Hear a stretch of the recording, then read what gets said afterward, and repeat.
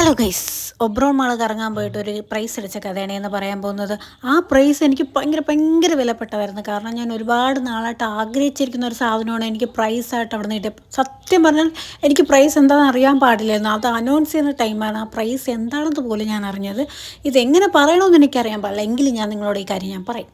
ഞാനും ചേച്ചിയും കൂടെ ഒബ്രോൺ മാൾ കറങ്ങാൻ വേണ്ടി വെറുതെ ഒന്ന് പോയതാണ്. അപ്പോഴത്തേനും അവിടെ വെൽക്കെയർ ഹോസ്പിറ്റലിൻ്റെ ഒരു ഇവൻറ്റ് നടപ്പുണ്ടായിരുന്നു. ആ ഇവൻറ്റിൽ കുറേ ക്യൂസ് കോമ്പറ്റീഷനും പിന്നെ കുറേ ഗെയിംസ് ഒക്കെ ഉണ്ടായിരുന്നു. അപ്പോൾ ഞാനും ക്യൂസിലൊക്കെ കോമ്പറ്റീഷനിലൊക്കെ പങ്കെടുത്തു. പക്ഷെ പൊട്ടിപ്പോയി, ഭയങ്കര ആയതുകൊണ്ട് പെട്ടെന്ന് പൊട്ടിപ്പോയി. പിന്നെ ഉണ്ടായിരുന്നത് ഗെയിംസ് ആയിരുന്നു. അപ്പോൾ വിചാരിച്ച് ഗെയിംസിൽ ഒരു കൈ നോക്കാമെന്ന്. അങ്ങനെ ഗെയിംസിൽ കളിക്കാൻ വേണ്ടിയിട്ട് കയറിയപ്പോഴത്തേനും ആദ്യം വന്ന ഗെയിം എന്ന് പറയുന്നത് 50 സെക്കൻഡ്സിൽ ബലൂണ് വീർപ്പിച്ച് പൊട്ടിക്കുകയോ ഏറ്റവും കൂടുതൽ വീർപ്പിക്കുന്ന ആൾക്കാണ് പ്രൈസ് കിട്ടുന്നത്. അപ്പോൾ ഞാൻ ആ ഗെയിമിൽ പാർട്ടിസിപ്പേറ്റ് ചെയ്യാമെന്ന് വെച്ചാൽ ഞാൻ പാർട്ടിസിപ്പേറ്റ് ചെയ്തു. എൻ്റെ കൂടെ മത്സരിക്കാൻ വേണ്ടിയിട്ട് 4 പേരെങ്ങാണ്ടോ ഉണ്ടായിരുന്നു എന്ന് തോന്നുന്നു.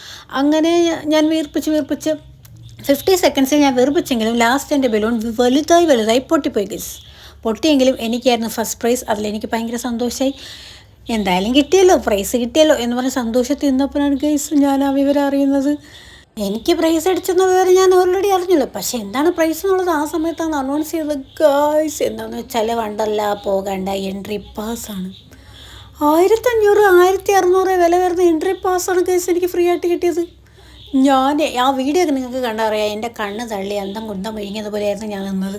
അത്രയ്ക്ക് ഹാപ്പി ആയിട്ടാണ് ഞാൻ നിന്നത്. എനിക്ക് പറയാൻ വയ്യ ഗൈസ്. എഡിറ്റ് ചെയ്യുമ്പോഴും എനിക്ക് പറയാൻ വയ്യ എന്തൊക്കെ ഞാൻ തേക്കുകളെ വിളിച്ച് പറഞ്ഞാൽ എല്ലാവർക്കും മനസ്സിലായല്ലോ ഞാൻ എന്തൊക്കെയാണ് പറയുന്നുള്ള കാര്യം നിങ്ങൾക്ക് മനസ്സിലായി കിടന്ന് ഞാൻ വിചാരിക്കുന്നു. അത്ര എക്സൈറ്റ്മെൻറ്റ് ഉണ്ടായിരുന്നു. അതാണ് ഞാൻ ഉദ്ദേശിച്ചത്. അത് പറഞ്ഞു വന്നപ്പോൾ ഇങ്ങനെയൊക്കെ ആയി. എല്ലാവർക്കും മനസ്സിലായല്ലോ. അപ്പോൾ എൻ്റെ വീഡിയോ ഇഷ്ടമായെങ്കിൽ സബ്സ്ക്രൈബ് ചെയ്യാൻ മറക്കരുത്.